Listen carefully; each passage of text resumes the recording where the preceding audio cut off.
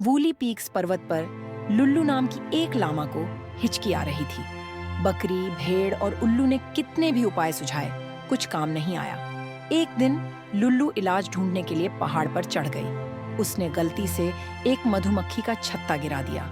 मधुमक्खियों ने उसका पीछा किया और वह पहाड़ी से लुढ़कती हुई नीचे आ गई, हिचकी और हंसी के साथ। जब वह रुकी तो उसकी हिचकी गायब हो गई।